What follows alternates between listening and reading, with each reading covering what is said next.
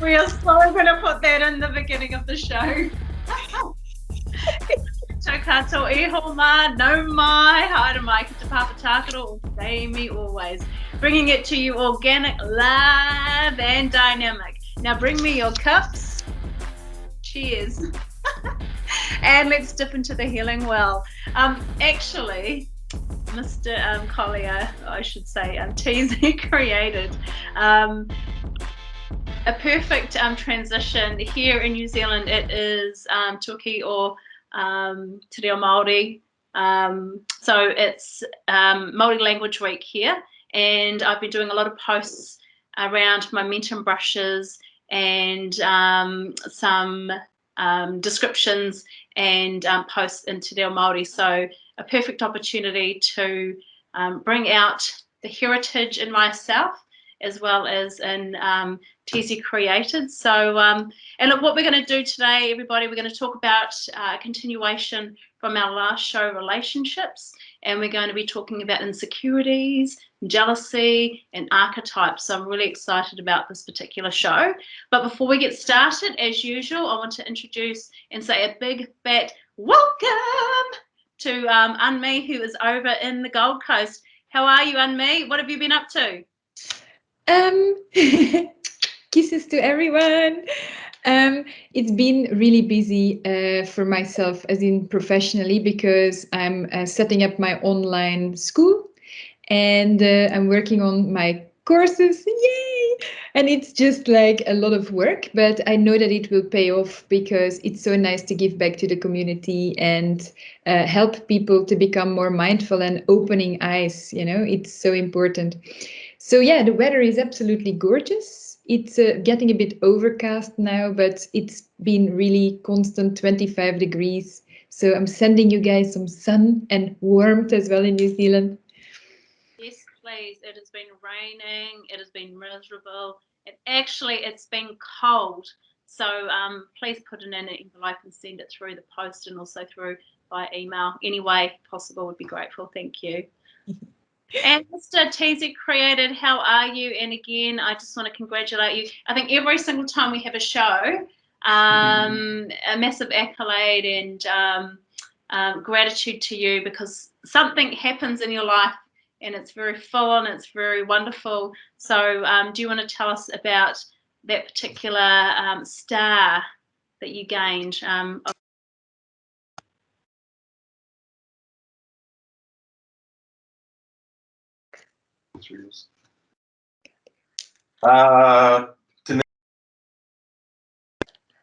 whānui.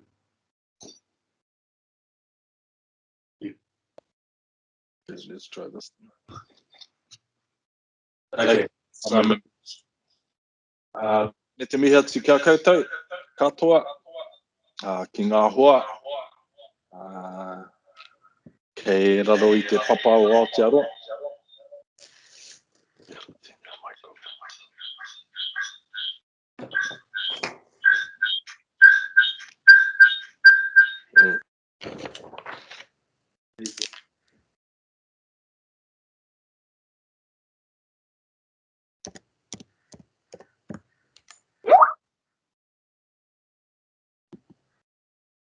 What about now? Better. You can hear me? Really? Hear me?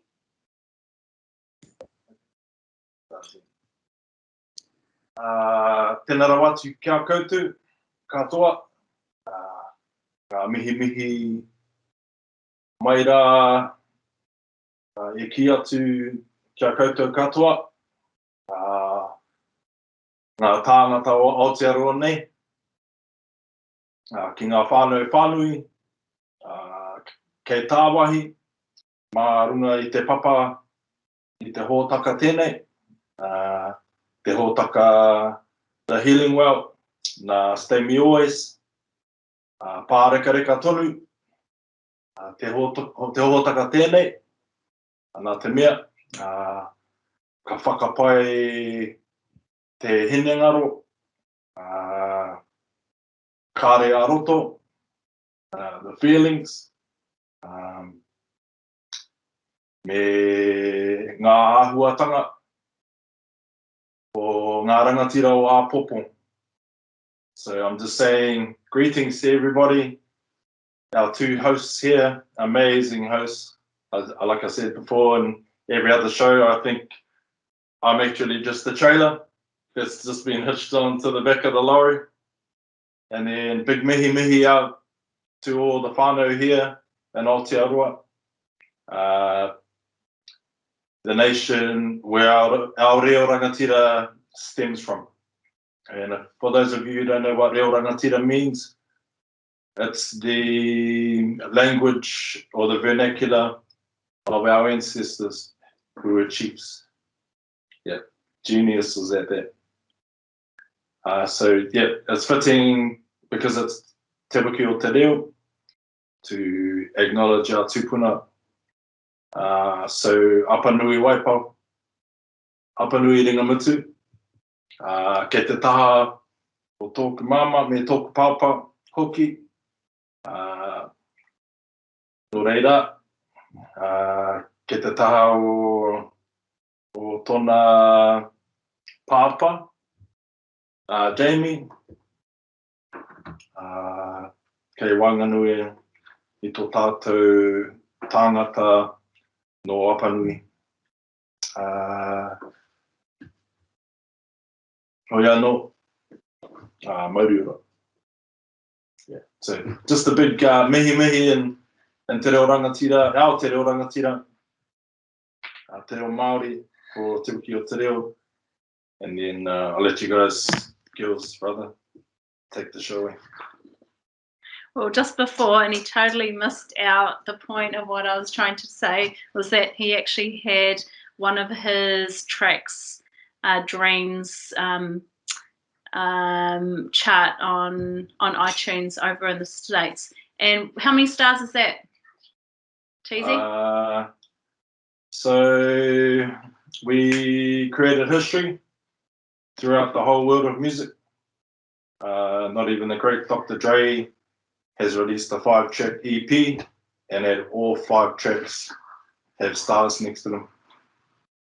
So that's kind of been my theme lately. So a massive congratulations. I know the fruits are absolutely starting to roll through now with your music and a lot of your other endeavors that you're working on. So big, massive congratulations so much to you. So yeah, it's the people that are around me. Cool. And I'll take a little bit of that, just fine. So we'll get started. We're actually still in level 2 lockdown here in New Zealand, bar one area, which is Auckland. So fingers crossed, come Monday, the announcement will be made whether Auckland can actually drop to a level 3.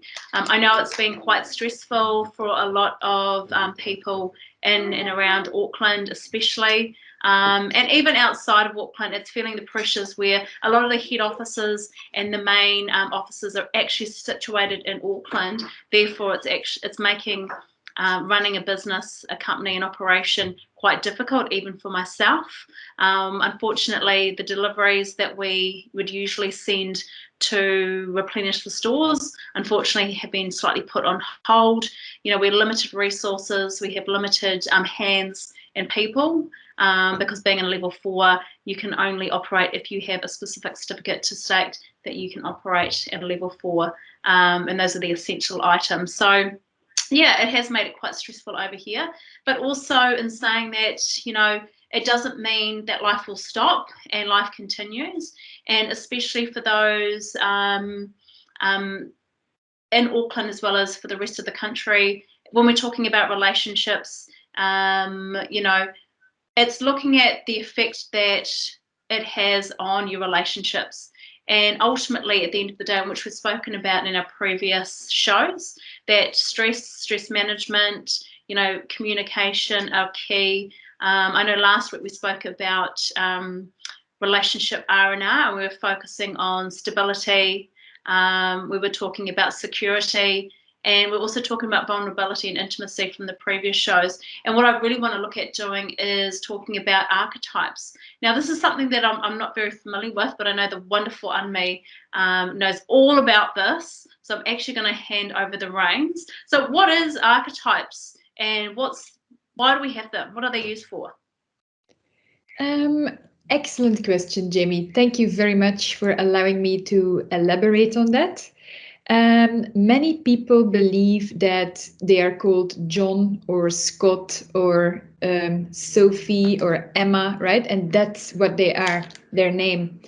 And they are either, we have roles and classes in society. We're either a boy or a girl. And I think now it's taken a step further. You don't need to be a boy or a girl anymore. You can choose whatever you are, really.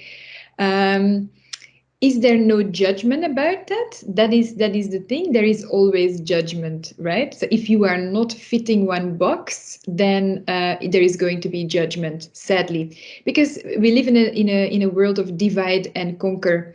But archetypes, it doesn't need. It has nothing to do with dividing and putting people in boxes. Is actually a layered identity. That's the best way to explain it. So we are not just Emma or John, or if people are homosexual or lesbian or trans or whatever. So in my world, there is no judgment at all. But I'm just speaking here for the traditional. So I'm not going to go into the more exclusive types. So I'm going to go with male and female here. And so one person, for example, can have, we both, actually, I want to make that clear that men and women both have male and female energy inside them. Not one person is 100% male, 100% female. That's impossible, because it's like a light bulb. You need to have both. You need to have positive and negative to be able to make light. There is day and night to, make an existence in nature, because without the sunlight, without the dark, nature would not be able to have, would not be able to function. So this is exactly the same with the energy that is inside a human being. So let me just try to make this as simple as possible, because I can make this super complicated and most people will go, what? So, okay. So if we look at, for example, a lady, let's take Emma, for example, and Emma grows up and Emma goes through phases, right? So a girl goes through phases. So first you have the infant, the toddler, the child. Then at 12 or like 11, they start being a teenager. And then at age 20 or like basically 18, you're an adult.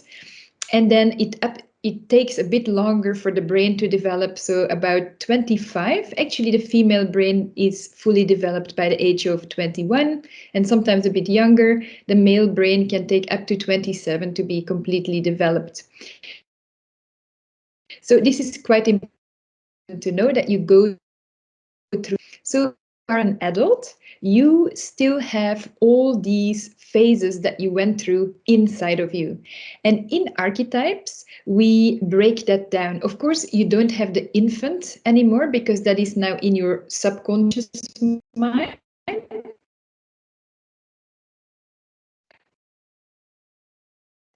Inside of you. So I'm going to give an example.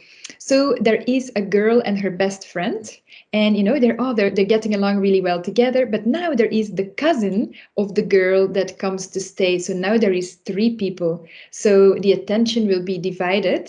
And now there is a question of belonging. Who is going to be the best friend? Because you can't be best friends with both, right? So it is that like doubt when you are a child of belonging. So that is called the baby goddess. And if we take a 25-year-old woman, for example, let's call her Emma, she still has the baby goddess inside of her. Now, also, we learn in school or in the family, people who grow up on farms, we learn that work is important because tasks need to be executed, right? So parents teach the kids, and school teaches them, and sometimes work teaches them that tasks need to be done, and that is the boss. So you know that you need to do certain things to make money, and that can be in business, can be in a job, can be also to get tasks done around the house. So that is the boss in you. So we have the baby goddess that is like me, me, me, me, me. Why is this like this? Me, me, me, me, me. You know, why is that like that? And too many questions and maybe overly emotional about things. And then we have the boss. Let's get things done. We must do this to get that as a result. It's basically a linear thinking. And then what you want to reach is actually tapping into your goddess. So we have the baby goddess, that is like the child inside the girl. We have the boss, that is getting things done because they have to. Otherwise, we would be sitting in our hammock all day and just hope for fruits to fall out of the tree. That's boring, right? And then number 3 is the goddess. And the goddess is the wise old energy. And I don't mean old that, you know, you need to be 85 or 90 or 100 to understand life. The goddess taps into the wisdoms of the lessons of that life has taught her. So women have 3 archetypes. So they have the baby goddess, which is the girl. And that's always looking to defend, you know, like, oh, why did you do this? And you shouldn't have done that. You know where I'm going with this? And then we have the boss getting things done. And then we have the goddess. So we have all these different archetypes. And basically self-mastery, what I teach is that we can tap into our emotions and, you know, bank on the lessons that we have learned in our life. Obviously, it's a little bit harder when you are 25. So I would say this can actually start to happen from early 30s. You can start to really tap into your goddess, to manage your emotions, take a helicopter view, look at the lessons that you have learned and apply yourself in a different way. I'm not going to say that the baby goddess is not going to come out. It will come out. You will get triggered. And the boss is always there to like try to manage, you know, kids, school, work, getting tasks done in the house, right? So you will always have these 3 playing a big balance. But I mean, trying to balance, that's what I want to say. So if one comes out, always revert back into the goddess energy. And don't see this as, oh, I have to dress up as a goddess. It's nothing to do with this. We are talking about the energy as in grounded, calm energy. What would the goddess do in these kind of situations? Okay, so that was the woman. Yeah, now we are going to the man. So the man also has 3 archetypes inside, and that is firstly the boy, because they also go through phases, right? And the boy is the challenges, the competition, the fighting for, you know, the nicest girl, and look at me, lots of ego involved in the boy's way of thinking. Then there is the boss, that's the second one. And the boss is, again, you know, work needs to be done. And it's very, very, being the boss actually inside the female energy is so being the boss in female is also male energy. You know how I was saying in the beginning that everyone? So the boss in the girl is basically male energy, because male energy is getting shit done. So the boy, competition, ego driven, look at me, I'm the best, I'm the biggest, look at me, I can score the most goals. That is the boy. Now the boss, getting stuff done, making money, fulfilling tasks in the household or building things, you know, creation, that is the boss. And then here it comes, the king. The king energy is calmness, like something happens, no reaction, just like looking at it from a, you know, taking a helicopter view. And then what would the king do with all his wisdom? How would he respond? So with the man, what we want to achieve is that he doesn't get into his testosterone and aggression to solve a problem, because nothing has been solved with aggressive behavior or aggression, that he comes to the king's approach. And think about it. If you sit on a throne, if you look at a king, and he sits on a throne, he looks down on the situation, it's a much easier way to come to a conclusion or to see things differently. So that is basically, in a nutshell. I hope I didn't confuse people too much. So you have these three. I'll quickly recap. So for the woman, you have the baby goddess, which is the girl. Then you have the boss, which is basically the male energy within the woman, so getting things done. And then you have the goddess, which is the old wise energy to, like, have control over the emotions. Moving to the boy, so we have, as in to the man, you have the boy, which is the child, competition, ego-driven. Then you have the boss, getting things done, making money, business. And then we have the king, who is, very wise and has a lot of knowledge. So that is archetypes. Hope that makes sense. Yeah, it absolutely does. And I think after your explanation of a female woman's archetype, my boss, the boss side of me has a tendency to stick around more so throughout the entire day versus the goddess. So that's actually something that I can consider and probably take that step back, because ultimately a part of my role is I do have to take control. I have to be the boss. And sometimes it would be nice just to, I suppose, sit back and really just think, have that helicopter view, just to really look down on the situation and then use that wisdom a bit more so than not in my case. TZ Creator, what's your kind of understanding and perceptions around archetypes, and where do you sit in that boy, boss, king structure? So the knowledge that I have about it is the 4 major Jungian archetypes. So archetypes are universal inborn models of people.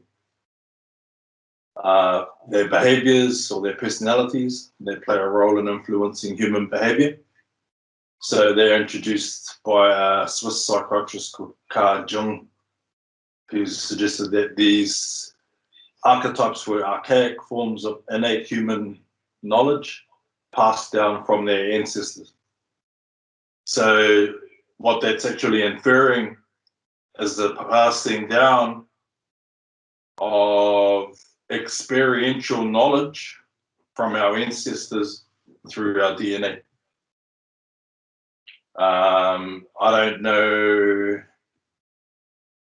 what portion of society actually subscribes to that, but when you're thinking about DNA and the amount of information that's translated from RNA by tRNA into how our body develops from a single cell into a fully formed fetus, and then into a baby that comes out of the womb and then grows into human beings like us, I would say that there's a lot of creed to this form of archetypes, because it shapes how we're innately geared to learn.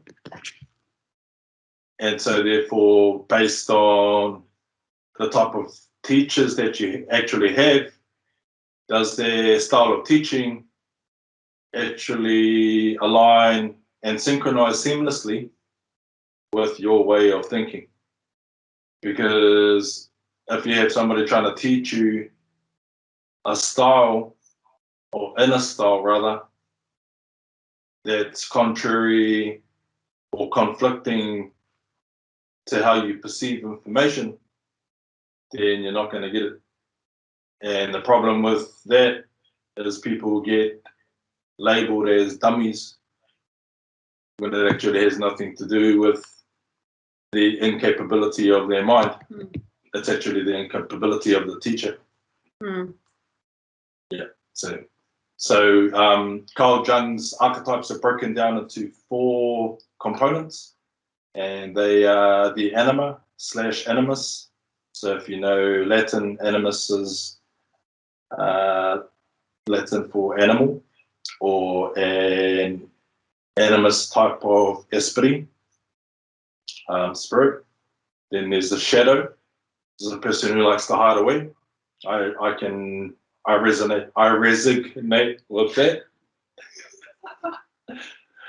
Then there's the self, and the self is the person that you are when you are behind closed doors. So you're not putting on the persona, because the persona is the face that you put on when you're out in public. And so I can relate to all of these, and I'm pretty sure that you two can too. I'm sure it's resonating with you on all 4 sides. Yeah, but I pay a lot of credence to this mode or this model of archetypes because I'm a huge subscriber to the information that's passed down through our DNA to us, and then we'll have experiences. We'll draw on that information that's pre-packed into our DNA, because I believe that there's more to us than just the conscious, the subconscious. I think there's actually some kind of DNA conscious, if we can coin the phrase. Yeah. And I see you nodding your head profusely there, Anne-May, with some of the things that Teasy was talking about. Yeah, what's your interpretation? Is that something that you have used with your experience with your clients and even with yourself? Oh, certainly. Like our DNA, but we can change everything. Nothing has to be, because people say, we were talking just before, it's hereditary. Nothing has to be. If you decide it's not, you can work on that. And what I wanted to say is for people, because this to me was like a bomb, like an explosion in my mind. When I was in Thailand, actually, with one of my teachers that I admire a lot and that I have a lot of respect for. Do you know that we women specifically, if you think about it, a baby girl is born with all the eggs that she ever will have. So we were once inside the womb with our mother, and she was inside the womb with her grandmother, your grandmother. So basically, it's like if you look at an apple, how many seeds or how many apples can you make from one apple, right? So if you cut an apple, how many seeds are there, and how many apples can grow from that one seed? 1 tree. So it's just incredible. And this shows that we're all connected. And once people are going to realize that we are all connected, the world will be a different place. There will be no divide and conquer and, oh, you didn't do that, so I'm not speaking to you anymore. You come from the same tree, dude. Seriously, wake up. Absolutely. Touche. Like the profundity of what you're saying right now is astronomical. It blew my mind when I actually thought about it. We all know this because this is not, you don't need to be a super scientist to understand. This is very simplistic analogy, right? So the apple and the baby and the how the egg is within the egg, within the egg, within the it's that simple. So in a way, we're all connected. So I don't really see what the big divide is.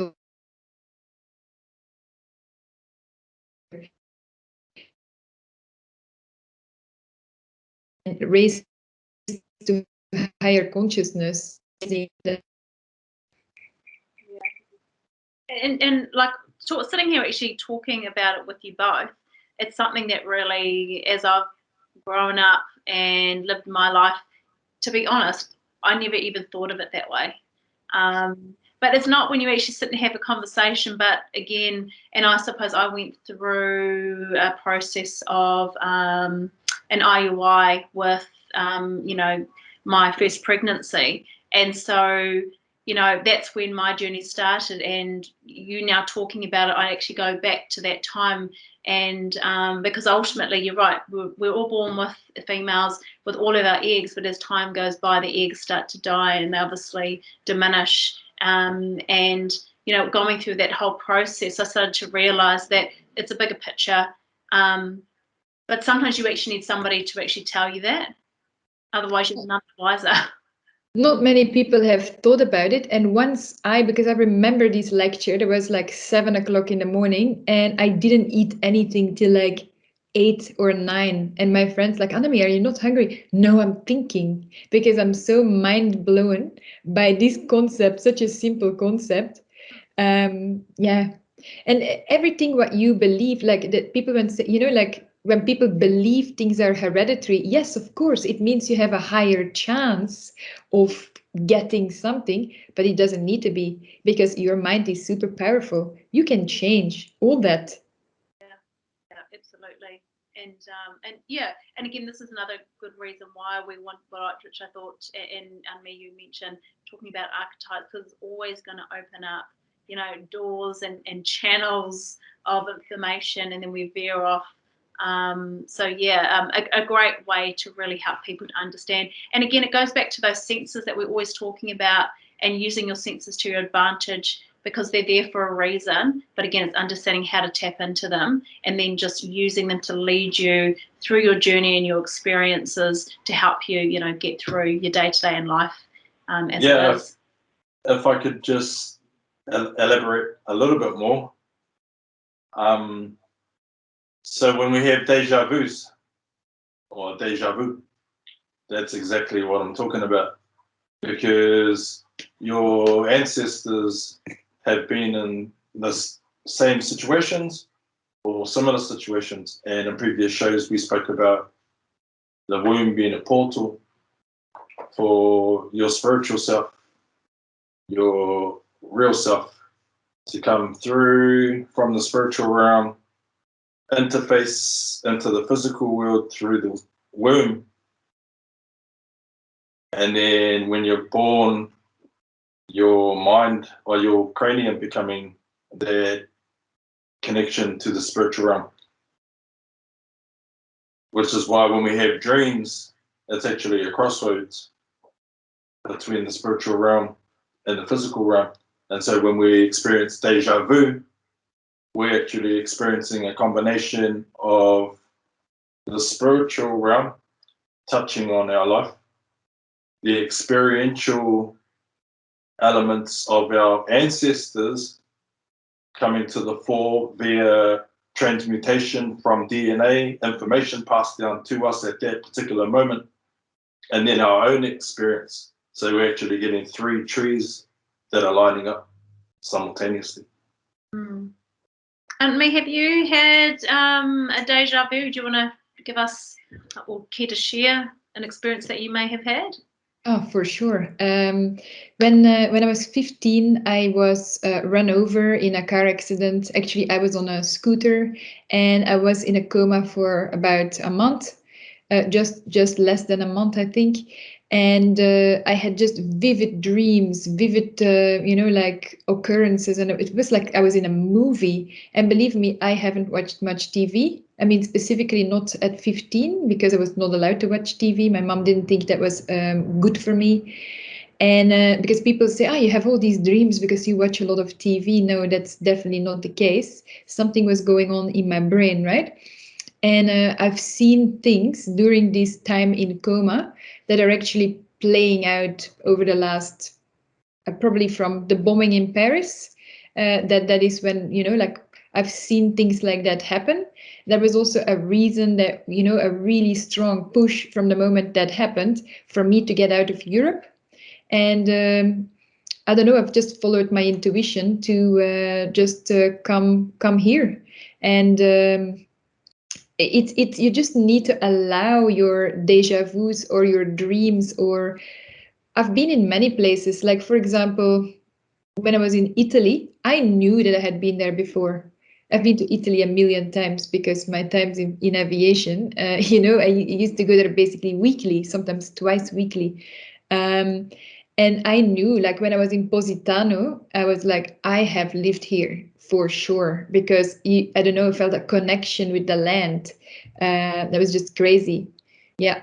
So, and you need to listen to your intuition. That is why we need awareness, because I see so many people, I mean, specifically the young kids, they have just zero awareness. Like, I'll give you that quick example here. I know it has nothing to do with deja vus, but just to, if you are listening to this, be aware. Because I went to Louis Vuitton, and it was I didn't buy anything, but just go to the shop for the experience, because you walk in, you feel like a queen. It smells so, I don't know, it smells delicious. You get offered a glass of champagne. There is fresh flowers. The shop is dressed so beautifully that for me, that is art, a display of art.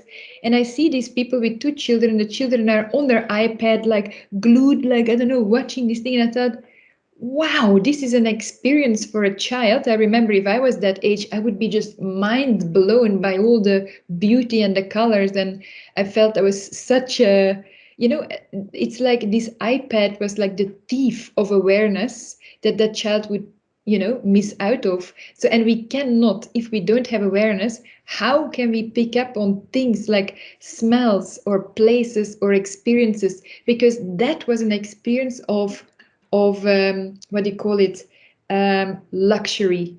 And luxury has nothing to do with money. Luxury is a feeling. But okay, that's diverting, sorry about that. It is. Yeah, no, I totally agree. And again, my kids unfortunately become transfixed in those digital devices, so I have to ensure that at certain times of the day they get given time. But you're absolutely right. So I've got one of my children that are they both aware? At certain stages for different reasons, obviously, but one's probably more aware of his senses than the other one is. So I'm trying to help them to become and to realize that things are happening around them for a reason. And when that situation comes up with you, with this particular daughter, there's a reason. So I'm trying to nurture and teach them to be awake and alive, and use these natural experiences that are happening around you and the feelings that you're getting to your advantage. Because ultimately, even as a child and growing up, I was just like you and me. If I went into a store like that, I would just be in awe of everything that I'm seeing, hearing, smelling, using all my senses. But it's also that generation, unfortunately. And have they been robbed? I'm going to say yes, because unfortunately technology has literally robbed them from becoming that potential and that person that they could be spiritually as well as naturally and organically. And Teasy, you're nodding your head, so your interpretation here. Well, it's quite simple. Even us, we've been mentally robbed, basically, from watching what I call the idiot box, which I'm referring to as the TV. And then we get bigger and more concentrated idiot boxes. And we actually, as parents, when we send our kids to school, we're actually allowing other people to program them. And that's the crux of the matter. Whether people like to admit that or not, that's actually what we're allowing to happen. I'm a big fan of homeschooling, because then you get to raise your children exactly how you want to. You're not getting conflicting ideas from other people, especially when that information is inaccurate. And especially when they start believing that information. So then you get a whole lot of cognitive dissonance, because you're getting conflicting information, especially when they go to school and they think their teachers know everything, and we know very well that Nothing. teachers don't know everything, but the kids believe that they do because that's the impression that they get. So I think it would be socially responsible for us to actually say, we do not know everything. We know a little bit about a little bit. The vast oceans of knowledge that are out there, we know but an infinitesimal amount. Mm. Yeah, and so that's just me being real. And then I just wanted to share a scripture about the spiritual realm coming into the physical realm and where those crossroads meet, because it actually mentions the womb. So this is from Jeremiah chapter 1, verse 4 through 5. And it says, the word of the Lord came to me saying, the word of the Lord came to me. What does that mean? So this is Yahushua HaMashiach, the son of the Father, the Creator, coming to the prophet Jeremiah and giving him this word. Before I formed you in the womb, I knew you. And so I subscribe to this Creator. He is who I revolve my whole life and my whole world around. And so I forgot about this actually, and it was from talking to someone else that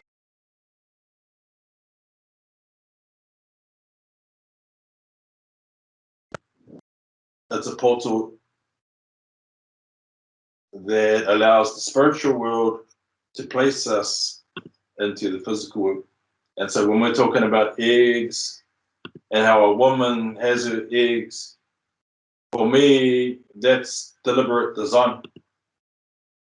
That's not coincidence, because the designer obviously knows how many eggs that woman's going to have and how many souls he's going to put into this world through that woman by knowing us before we even got transplanted from the spiritual realm into the physical realm. So yeah, just wanted to share that. I would like to add something to that though, because I mean, I'm sure there is women listening that don't have children, and there is absolutely nothing wrong because not everyone is destined to have children. And I think in today's world as well, we are brainwashed that that is what we need to do to feel worthy or to prove to the world that we are a woman. And I think it's perfectly fine if a woman decides not to have children. And I highly respect women who consciously choose not to have children. And then there is so many more things that you can do with your life as well. Of course, it's a beautiful thing to put a child into the world and then really raise it, because I mean, raising is the wrong word, because it's like you're raising cattle, right? But like cultivating, letting it, basically giving it the right information so that age 12 they can make their own decisions and they will make the right decisions for them and the world around them. That's my view on having children. But there is so many more things that you can do, because if you, for example, decide to sponsor education so that thousands and thousands of children can have an education, can have safety, you know, that's a beautiful gesture too. You don't need to have just one or two, or that, you know, I sometimes hear people say, I need kids of my own. Why? Like, there is so many orphanages where kids are just waiting for somebody to love them and take them in and treat them as their own, because as I said, we're all connected. It doesn't need to be your own because it is already your own, regardless of where the child comes from. Yeah, totally agree with you, Ami. So my father was killed in a car accident before I was born, October 1975. And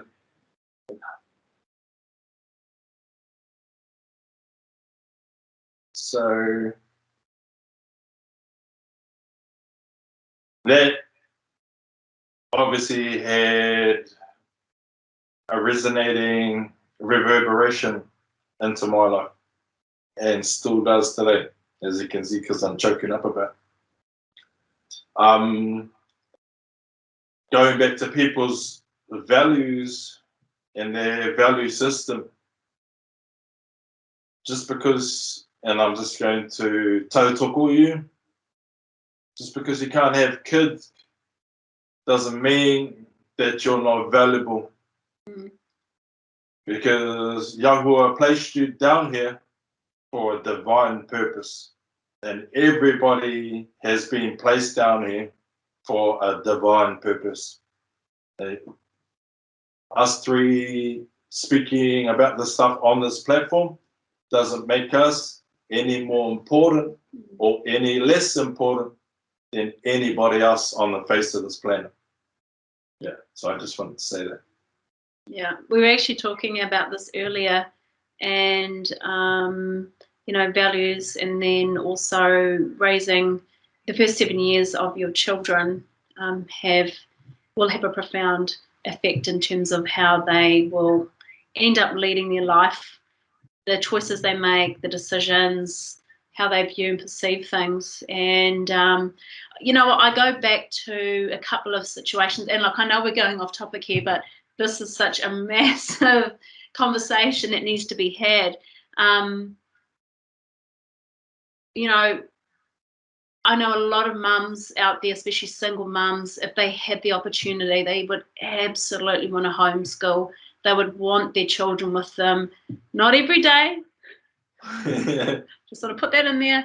But, the majority of the time, so they could raise them. And again, like you said, probably raise is not the right word, but, develop them and lead them in the direction that they feel that maybe they possibly didn't get, and actually have that opportunity.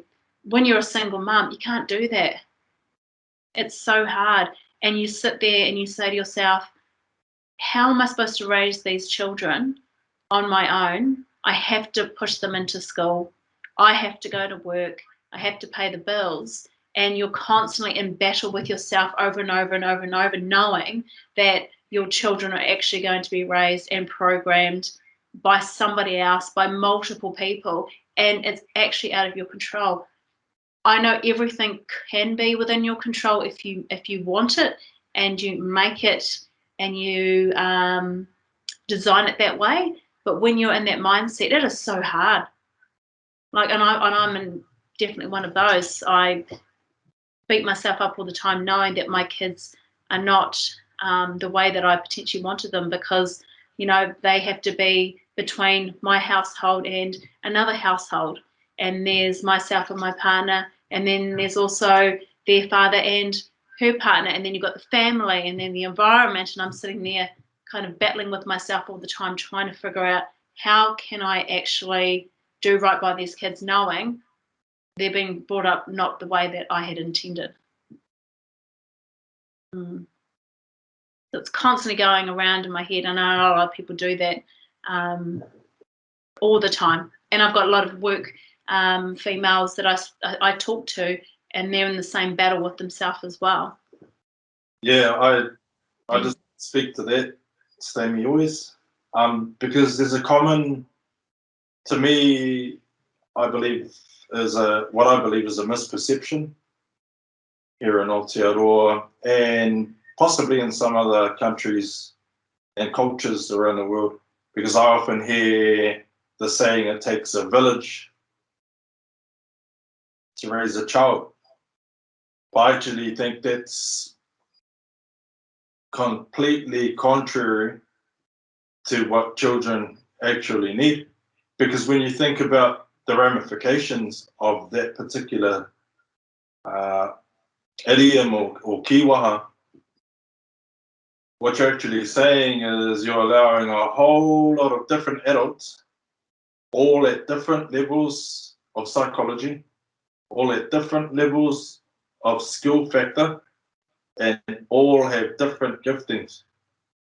And so whilst I understand they're all trying to pour knowledge into this child, they're actually confusing it. And so the child grows up confused and actually doesn't know what to trust in terms of who to listen to, in terms of where to get their knowledge from, and why they would listen to the person they're listening to, or if they're researching in a book or online, where the value is in that and why that is. because a lot of it should come back to what we should be teaching our kids is, okay, so this information that uncle gave you, did that yield the result that you were after? And if it doesn't, well, then that knowledge is rupahu, rubbish. And that's all I got to say about that. Yes, Jamie, I wanted to say as well, you know, like, don't beat yourself up because it pulls your you can, because I believe that every parent does the very best of their ability. I was just thinking, how do you say this properly? Because if you start beating yourself up, the child will pick up on that and it will start doubting you. So believe that you do the very best that you can at that moment in time with the financial means that you have, with the, you know, whatever you have to offer. Because if you had known what you know now, then you probably would have made different choices. And if we start that way, then, you know, like, we need to kind of completely restart our life. But then we didn't learn the lessons that we have learned now. So the lessons make you the person that you are today, and that will, you know, you will be able to deal with it in the right way. Do you know what I mean? And Wonderful, wonderful, amazing, high IQ, high clip, and every single aspirable, tangible that takes you to an echelon that is way above everything else. So that's what I think of her. Is my grazing working? yeah. In regards to it takes a village to raise a child, I agree. Like, if you have too many information sources, the child will get confused. However, I basically grew up, I spent a lot of time with my grandparents, and that was very good for me because my grandfather specifically, I mean, my grandmother was quite the funny person who was always retaliating to my grandfather. And it was a really good way to see discussions in a constructive way. But my grandfather had so much knowledge because he had a gigantic library of books. And I said to him, "Have you read all these books, grandfather?" He's like, "Yes, twice." And I was like, "Oh my God." And he had so much knowledge. Like, the things he told me maybe I didn't think about that till I was like maybe 20. And later on in life, I was like, "Oh my God, my grandfather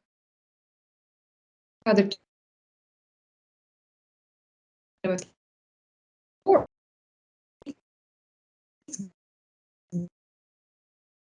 This way differently. I actually was brought up with my grandparents as well, and I look back, and I'm also going to speak on the village because I threw my kids into a village, literally my family, and there were things happening because ultimately I made the decision that a priority to ensure that my girls get the best life possible, I needed to travel. So I would travel to Auckland, which required me to be away from them anywhere between 2 to 5 days a week. And, you know, you do what you got to do. And exactly like you said, Unme. And what was happening was I would have my girls stay with, you know, mum for a night, and then they go and stay with auntie for another night, and then they might go and stay with their father for another night. So they all wanted everybody wanted the girls, but what I wasn't really realizing at the time was that I was exposing them to so many different behaviors, so many different opinions, so many different perceptions, and so many different structures and routines that whenever I came home, I was actually getting more stressed because I was trying to manage all this chaos that was happening in their heads because they were given so much information that they didn't know how to actually they didn't know how to compute, they didn't know how to register, they didn't know how to understand what was happening because they were going across so many different people and so many different environments. And then I got to the point where a light bulb went on and I thought to myself, why did I do that? Why did I make the decision to put them into so many different environments and not realize that there was going to be an after effect? So once I realized that, then I started to shorten the time that they were at, different people's houses. I actually made the decision to not travel as much, and they could be home with me, so I could clearly see and be able to control the environments a little bit better, and make wiser decisions in terms of, actually, because of this reason, it's necessity that you go to this particular individual, or you go to this particular individual, or you know what, I'm just going to reschedule my meeting. But it wasn't until I had done that and then realized the behaviors that the kids were giving, then I then thought to myself, actually, that was not the right move, mummy. An afterthought, an after fact. But hey, you know what? You've got to go through the process. You've got to learn from your experience, because otherwise you're none the wiser. Because if I did, I bloody wouldn't have done it to start with. But I did, so yeah. Hindsight is always bliss. Bloody hell. Damn it. If we all had a crystal ball, we'd be trillionaires. Yeah, absolutely. Again, we could go on for ever and ever and ever and talk about everything that pops into our head, because ultimately, everything that we discuss just crosses over into different realms and different areas that is so engaging for myself, as well as with Unme and TZ. But I do want to eventually go back to talking about insecurity and jealousy, because they are definitely areas within a relationship that everybody experiences at some point, at some level. And what it would be really important and vital is actually understanding, how do you overcome insecurity? Why do you insecurities? How do you become jealous? What things you can do to help yourself? Because ultimately it's all behavioural things that then affect the other person at the end of the day. So, in saying that, we will discuss that next time. But look, I just want to say a big, massive thank you to Unme over there in the Gold Coast again for your time. Your time is absolutely invaluable. We value you. Absolutely. Oh, thank you. I value you guys too. Amazing. We couldn't do the show without. No, definitely not. And a big thank you to Mr. TZ Created. Thank you. So just a shameless plug. So I've got my next EP coming out, and if you thought the first one was good, this one's going to trump that. So it's called TZ Created, Scan Me. So look out for that. And that artwork is amazing. And congratulations again for your, how many stars? 5 from 5 tracks. 5 stars. Congratulations. So again, thank you to everybody so much. Thank you so much for joining us and watching the show. Again, if you've got any questions or queries, please feel free to get in contact with one of us through our social. What are your momentum brushes? Send me through your comments, your videos, your photos, and I'll be more than happy to discuss them on the show. But thank you so much. Have an amazing weekend. Thank you again to Unme and TZ Created. We will see you next time. Thank you. Bye. Bye.